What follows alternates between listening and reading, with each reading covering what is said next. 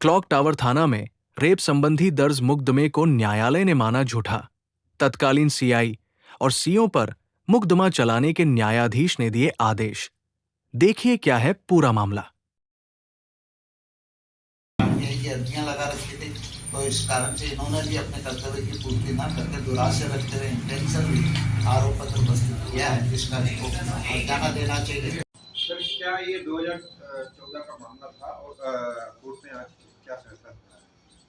1 मार्च 2014 को एक मकान मालकिन ने अपने पति और 2 पड़ोसी किराएदार जो व्यक्ति हैं उनको साथ उपस्थित होकर एक रिपोर्ट क्लॉक टावर थाने पे दी थी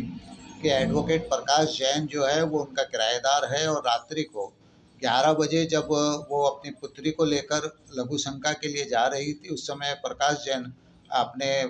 ग्राउंड फ्लोर पर लघु शंका कर रहा था। उसने उसे टोका तो पलटकर उसने मेरे अपमानजनक बातें कही, मुझे अश्लील इशारा किया और मेरे साथ इस प्रकार की कार्रवाई। मैं नीचे आई तो मुझे पटक कर मेरे ऊपर चढ़ गया और छेड़छाड़ और सारे 354, 354(2) और 504 आईपीसी में मुकदमा दर्ज हुआ था। और माननीय न्यायालय मुंसिफ पश्चिम माननीय चंद्रमोहन जी चंदेल जो हैं, उनके न्यायालय ने आज उस प्रकरण में निर्णय पारित किया है और आरोपी प्रकाश को ससम्मान दोष मुक्त किया, ऐसा आदेश में उन्होंने लिखाते हुए कहा है कि इस प्रकरण में मिथ्या रिपोर्ट दर्ज कराई है, और मिथ्या रिपोर्ट दर्ज कराने वाले जो परिवादी हैं, जो गवाह हैं और इस प्रकरण के अनुसंधान करने वाले जो आईओ हैं, और वहाँ के एसएचओ जो राजेंद्र सिंह थे, योगेंद्र सिंह वहाँ आईओ थे, और उस समय के जो सीओ रहे जिन्होंने चार्जशीट जो प्रस्तुत करने का अनुमोदन किया था, उनके द्वारा दुराशयपूर्वक और आम जन में विश्वास और अपराधियों में भय के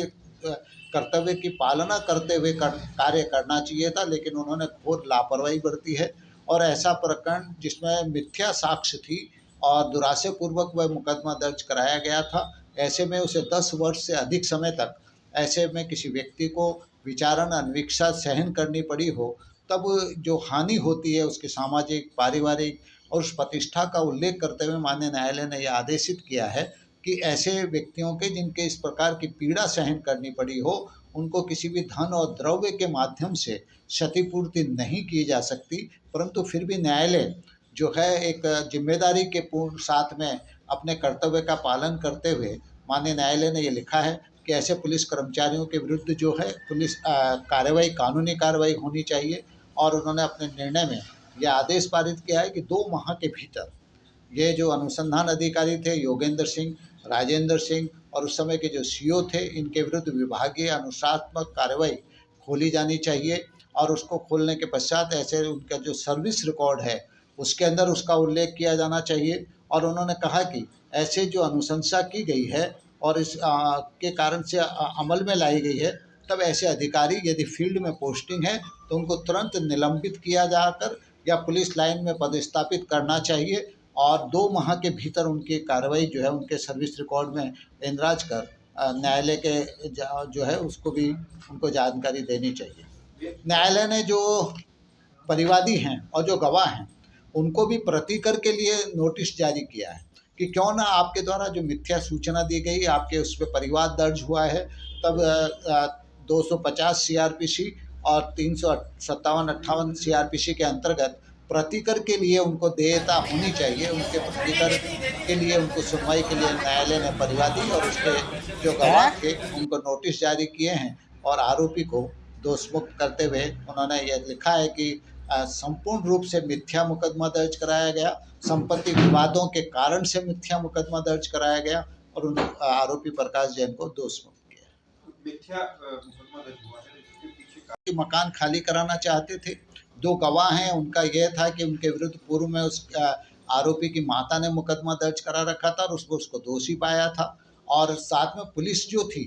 पुलिस के द्वारा, क्योंकि आरटीआई के अंदर प्रकाश जैन ने एक सूचनाएं मांगी थी कि क्लॉक टावर थाने पर हरा पेड़ था नीम का, उसको काटा गया है। वहाँ पर जो आईजी थे वो आईजी ने लाल बत्ती किस प्रावधान, किस कानूनी प्रावधान के अंतर्गत लगाई थी, इसको सूचना के अधिकार के अंतर्गत मांगा था। प्रकाश जैन ने वहाँ क्लॉक टावर थाने के लोगों को एक राजस्थान उच्च न्यायालय के निर्णय की पालना कराए जाने के लिए भी एक अर्जी लगाई थी, जिसमें उन्होंने कहा था कि रोड पर लोग गाड़ियां पार्क कर रहे हैं और उसके कारण आवागमन सुगम नहीं हो रहा, लोग आ जा पा नहीं रहे, और यह दायित्व तो पुलिस का था कि वो उन वाहनों को हटावे। उस सब की जब सूचना के अधिकार के अंतर्गत आरोपी प्रकाश जैन ने एप्लीकेशन थाने पर लगाई, तब पुलिस ने, हमारा ये कहना था कि पुलिस ने इसको सबक सिखाने के लिए, उसके साथ में अत्याचार करने के लिए, एक नागरिक के नाते उसने अपने कर्तव्य का पालन किया, लेकिन पुलिस ने अपना इकबाल बुलंद दर्शाने के लिए, उसको कुचलने के लिए प्रयास करने पर ऐसा झूठे मुकदमे में